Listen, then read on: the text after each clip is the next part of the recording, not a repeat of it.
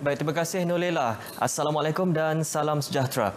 Menteri Pembangunan Usahawan dan Koperasi Datuk Seri Dr. Wan Junaidi Tuanku Jaafar mahu negara menghasilkan pelbagai bahan mentah keluaran sendiri bagi menjamin rantaian bekalan produk penting tidak terputus. Beliau berkata produk penting seperti barang-barang keperluan kesihatan terutamanya di farmasi amat diperlukan lebih-lebih lagi sepanjang pandemik COVID-19 yang melanda dunia kini.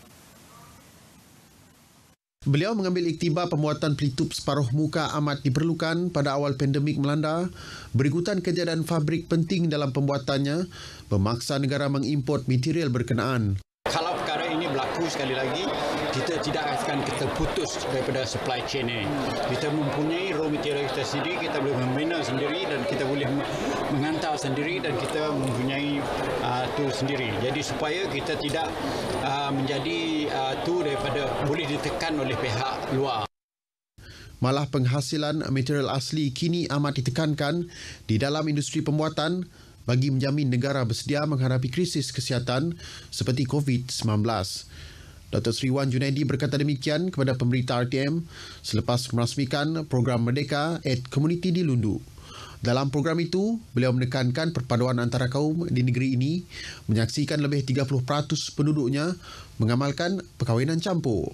Beliau yakin dengan jaringan keluarga hasil perkahwinan sedemikian, Sarawak mampu mengekalkan perpaduan sedia ada.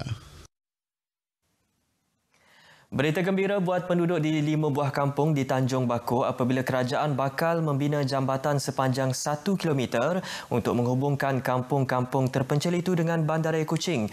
Menteri Pembangunan Usahawan dan Koperasi Datuk Seri Dr. Wan Junaidi Tuanku Jaafar mendedahkan perancangan projek tersebut telah dimasukkan di dalam Pelan Rancangan Malaysia ke-12. Beliau yang juga ahli Parlimen Santubong berkata 5 buah kampung berkenaan ialah Kampung Sembilang, Kampung Beradik, Kampung Tanjuk, Kampung Tiang Api dan Kampung Sungai Pinang yang akan dihubungkan dengan Muara Tebas. Kampung 5 tadi dengan Kampung Tanjung Bakor dan menyeberang ke Muara Tebas mempunyai lebih lagi high density dan mempunyai satu pembukaan kawasan-kawasan baru untuk penempatan semula untuk orang kampung seberang. Beliau menambah ini kerana kampung-kampung yang berhampiran dengan Bandaraya Kuching itu hanya boleh diakses melalui bot atau melalui jalan beliung yang terletak di Kota Semarahan. Ditemui pemberita RTM di Lundu, jelas Datuk Seri Wan Junaidi lagi, penggunaan feri di Sungai Tanjung Bakor itu tidak sesuai, berikutan ia laluan utama kapal-kapal komersil.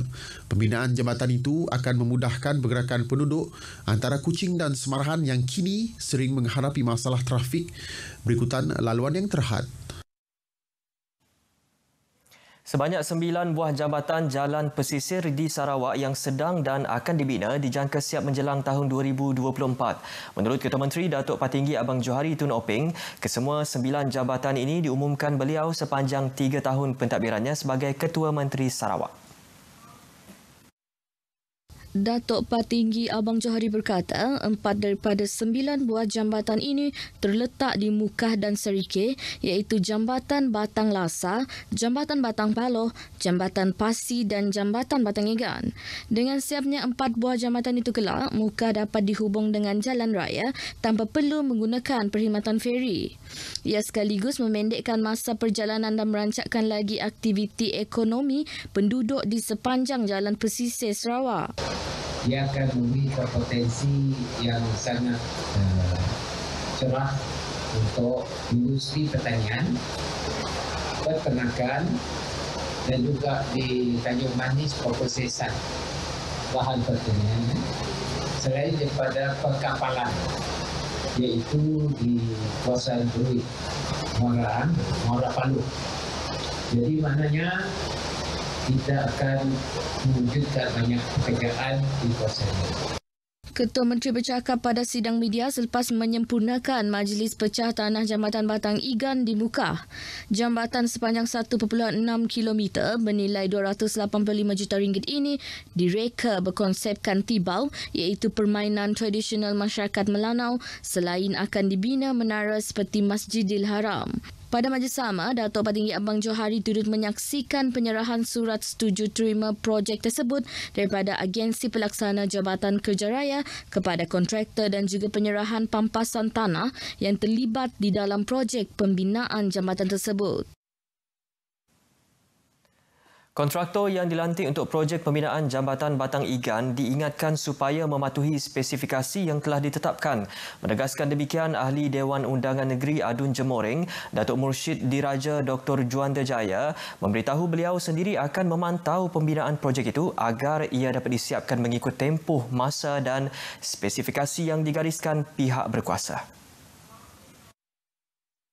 Kita tidak teragak-agak untuk mengambil tindakan sekiranya berlaku perbuatan-perbuatan tidak amanah sewaktu membina jabatan ini, kerana sebagaimana yang kita ketahui, membina jabatan adalah very highly technical, yang mana sedikit kesilapan akan merugikan dan membahayakan nyawa kepada pengguna-pengguna. Datuk Mursyid Diraja Dr. Juanda ditemui pemberita selepas menghadiri majlis pecah tanah Jambatan Batang Igan di Mukah.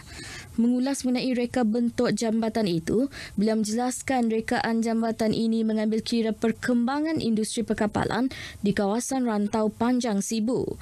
Jambatan itu akan dibina dengan ketinggian 26 meter bagi memudahkan laluan dan pergerakan kapal-kapal. Sarawak kembali menjadi negeri berstatus hijau selepas tiada kes baharu jangkitan tempatan COVID-19 dilaporkan di semua daerah dalam tempoh 14 hari lepas. Sekretariat Jawatankuasa Pengurusan Bencana Negeri JPBN Sarawak dalam kenyataannya berkata, ia selepas daerah Kuching yang merupakan satu-satunya daerah berstatus kuning sebelum ini bertukar status kepada hijau selepas tiada kes jangkitan tempatan dilaporkan dalam tempoh berkenaan. Dalam pada itu, keseluruhan kes positif COVID-19 di Sarawak setakat ini kekal sebanyak 700 kes. Manakala kluster COVID-19 yang masih aktif iaitu kluster alam di Bintulu kekal dengan 8 kes. 7 orang telah pulih dan dibenarkan discharge dari hospital, manakala 1 kes masih mendapatkan rawatan di Hospital Bintulu. Sementara itu, 1 kes baharu telah pulih dan dibenarkan discharge dari Hospital Bintulu hari ini. Ini menjadikan jumlah keseluruhan kes positif COVID-19 yang telah pulih dan dibenarkan discharge setakat hari ini meningkat seramai 678 orang atau 96.86%. Seramai 3 orang masih menerima rawatan dalam wad isolasi hospital iaitu di Hospital Bintulu, Sibu dan Miri. Jumlah kematian pula kekal 19 orang atau 2.71%. Sebanyak 28 pesakit dalam siasatan PUI baru dilaporkan dan 5 kes PUI masih menunggu ujian makmal. Semangat kesatuan dalam Malaysia selama ini telah berjaya mewujudkan asas perpaduan dan solidariti dalam kalangan rakyat. Ahli Dewan Undangan Negeri Setakan Datuk Seri Muhammad Ali Mahmud berkata, ia juga telah menyatukan rakyat seluruh negara yang terdiri daripada pelbagai bangsa, agama, budaya maupun kefahaman. Sehubungan itu, beliau menggesa rakyat Sarawak untuk tidak mempersoalkan mengenai kerelevanan Sarawak dalam Persekutuan Malaysia seperti yang diperjuangkan oleh pihak tertentu ketika ini. Datuk Seri Muhammad Ali menambah, apa yang penting adalah untuk semua rakyat bersama-sama berganding bahu dalam memenuhi kehendak dan aspirasi negeri melalui platform Persekutuan Malaysia. Beliau berkata demikian pada program Merdeka Aid Community Daerah Samarahan, anjuran Jabatan Penerangan Sarawak di Kampung Setakan Melayu. Adun tersebut juga menyeru semua pihak untuk bersama-sama mengibarkan jalur gemilang sempena sambutan Hari Malaysia Rabu ini sebagai tanda kesetiaan dan sokongan kepada Ibu Pertiwi. Sekian berita dari Sarawak. Kita kembali bersama Nolela di Angkasa Puri. Silakan.